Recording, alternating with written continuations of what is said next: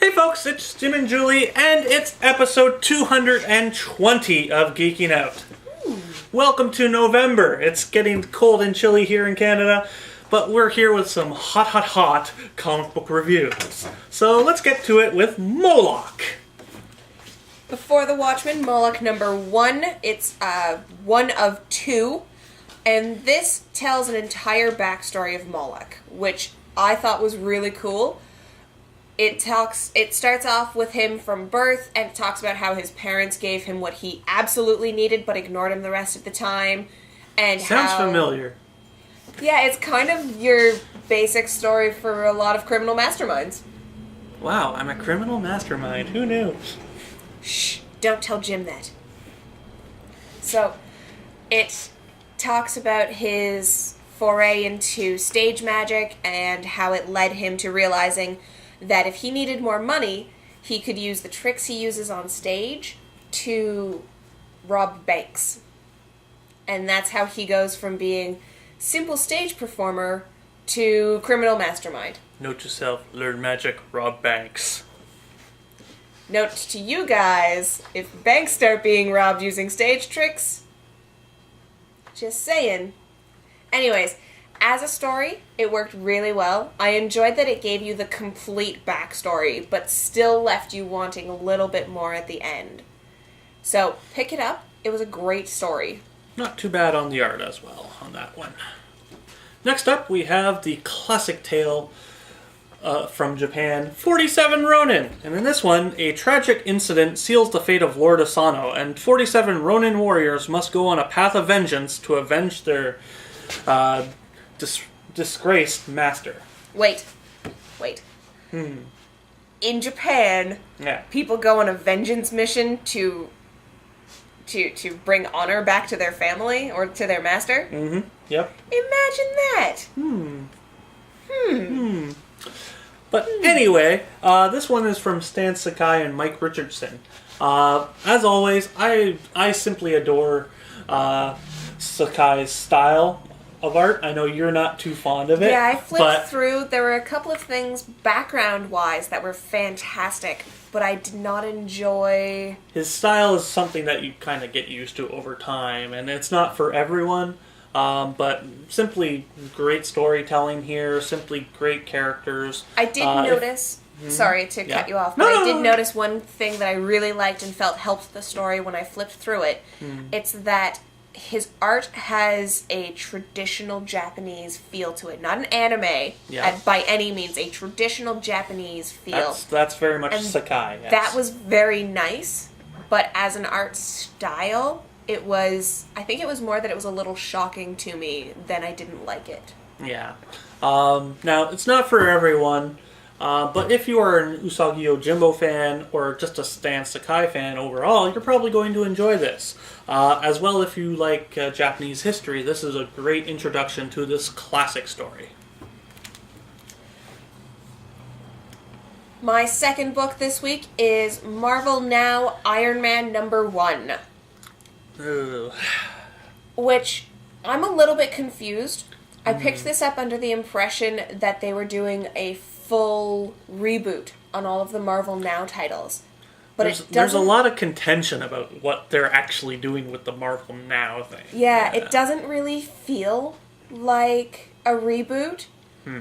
But, that said, I wasn't lost at all jumping in. I was able to follow. I appreciated that they didn't start off with a new origin story. They gave you a little bit of back info about who Tony Stark is, but they left a lot for you to discover for yourself. Yep. And in this one, a pensive Tony Stark is interrupted during an encounter with a falsely voluptuous blonde by a message from an old friend of his, Maya Hansen, informing him that her creation Extremis is loose. And it talks about some of his feelings about the technology that he's put into the world and it being used for evil weapons, and it was just bad things. Yeah, I really enjoyed it. I had a couple of issues with the art. Yeah, I also looked at this book, and I also had some really big issues with the art. There's a part at the beginning of the book, and as soon as I saw it, I'm like, let's just call him Squinty Eyes Stark, because his eyes are like so like tiny on his gigantic head. And then it was really distracting. And he had a weird mustache goatee going on that I feel like they just made a little too thin, and it made it a creepy goatee. Yeah. But those are my only complaints. It just looks a little, very, very off compared to the rest of the art when you just... His eyes are not the right size for his head. It's weird, man. It was the only complaint I had was that Tony Stark's appearance was a little bracing. But otherwise, I enjoyed the story, I enjoyed the art, and I really overall the art is very nice in this book. Yes. But I just can't get over Tony's weird squinty look.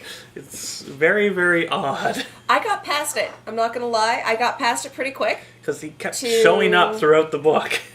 But I really enjoyed the story that they were telling and where they're going with this. So, give this Marvel Now a chance.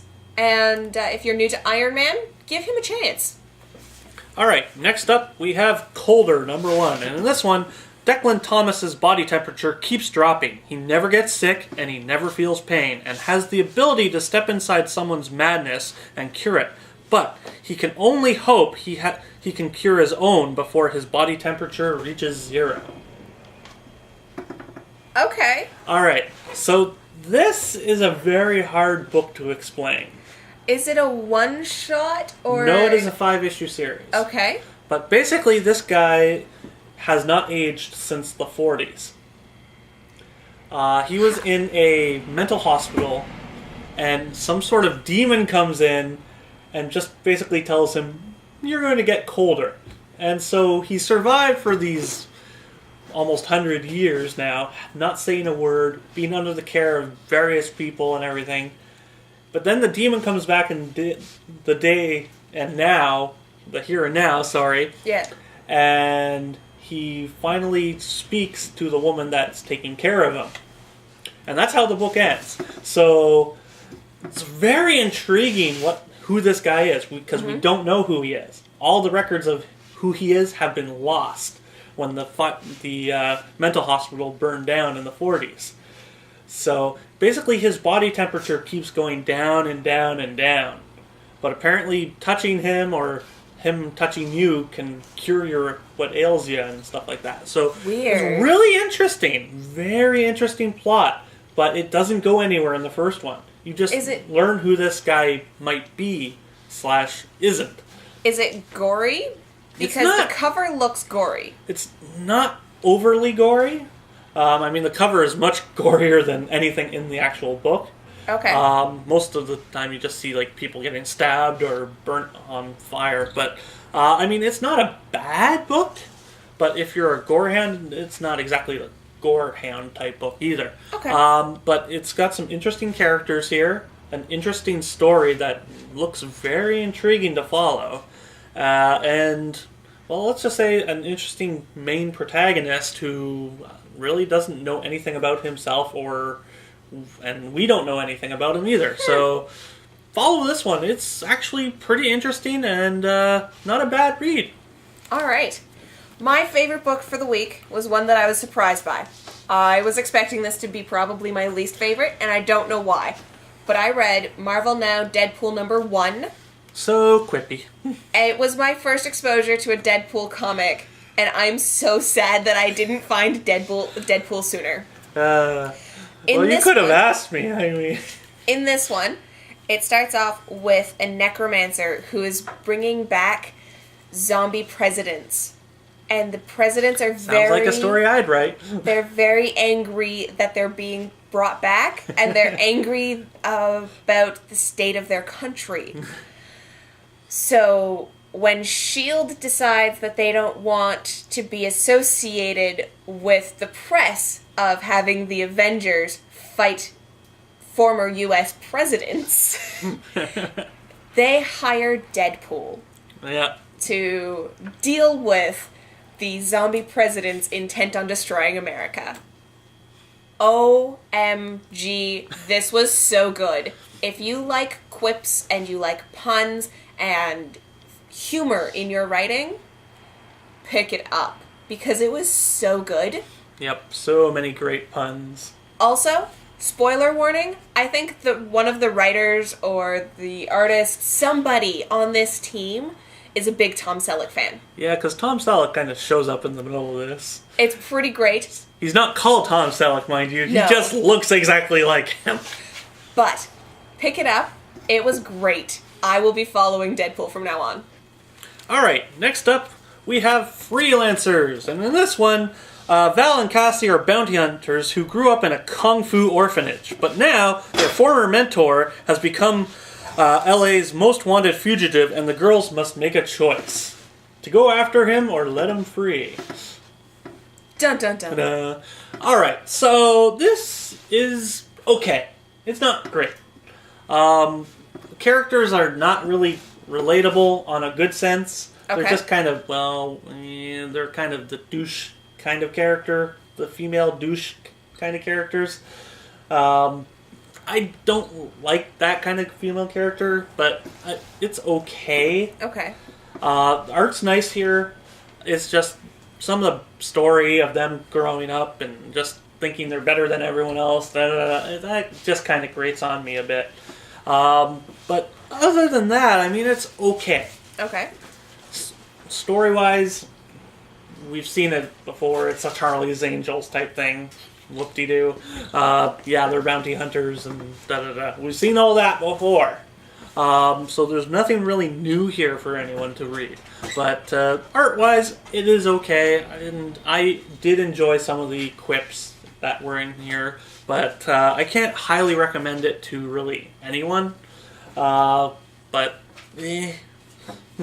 Alright. it's not that great. Just, if you want to check it out, then check it out. It's only $1, so you're not really making a huge loss on it.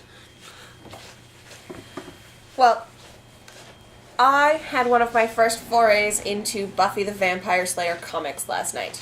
I was not disappointed. I was a really big fan of the television show, As most of us here are. unfortunately, I've only read a couple issues of Buffy Season 8.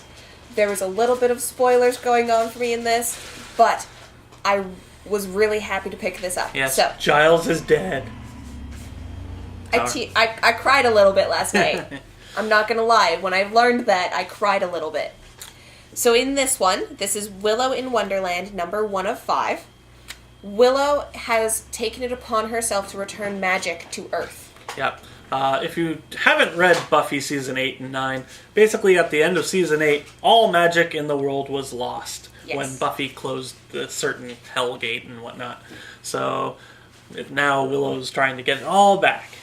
Willow's trying to return it because she's noticed an increase in suicide rates, and the rainbow only had 2 colors, and the music is worse, on and on and on. She would like to restore magic to Earth. And it's not just for herself, it's for everybody. Well, anything that gets rid of Gangnam Style, I am all for. I'm with you. So, she ends up teaming up with another conjurer in this dimension of a Wonderland Oz-esque place. Yeah. I really enjoyed the combination of the two. And Some really nice she's- quips in this one as Yes. well, yeah. She is searching for the direct quote, magic faucet, to turn it on wide. Yep. It was great. There's a magic faucet. It was good. I enjoyed it. It's Willow, and I have no problems with Willow at all. So, pick this one up, especially if you've been following. This is a mini-series worth catching. It picks up from a bunch of Angel and Faith and from Buffy Season 9. Alright, and last up for me this week is Storm Dogs. In this one, a skilled team of warriors arrives on a frontier planet to investigate a series of deaths. Now, forced to rely on primitive technology, they soon learn what it means to be aliens in a hostile environment. But can they unravel any of the mysteries now before them? Alright. Yes. No! Yes! Yes and no. This is very Aliens / Avatar-esque. That's what I story-wise. saw when I flipped through. It's got some really nice art here, and an interesting story with very interesting characters, but it's all archetypes we've seen before. So I can't highly recommend it, unless you're a gigantic fan of Aliens and or Avatar, because this is pretty much that combined. Okay. So it's an interesting story. It's got some interesting characters, but as I said, it's all archetypes that we've seen before in these films and other comics that are very much like this. The art here, as I said, is very, very nice. It's almost a beautiful painted type style, so it really works well here. And some of the technology and stuff that they use on the planet looks interesting. And what happens to the animals when they get hit by the rain, and what happens to people when they get hit by the rain. Oh no. Yeah, it's not very pretty. But this overall is a very, very clean looking book. It's very... it's subpar story-wise, because we've all seen it typed before, but I still enjoyed it, and if you're a sci-fi fan, it's more than worth checking out. So check this one out if you're a big sci-fi fan. Alright. So, one last very quick thing. Yep. We're going to talk about Superman Action Comics number 14. Yep, not the main story, mind you. No, though. just the end story. Yep. And this is for all of my science geeks out there, because we have a guest appearance by Neil DeGrasse Tyson. Now, what happened is DC went to Neil deGrasse Tyson and asked him to pinpoint where Krypton should be. Yep. And he did. Yes. He based on everything that they gave him, the timeline that they created, a location of a red star, Yep. whole 9 yards, he found where Krypton should be. And that, to me, is the coolest thing in the world. It is indeed cool. The mini-story, the short at the end, out of this world, pick it up if only for that. Alright, so that brings us to the close of another exciting episode of Geeking Out. We will see you next week.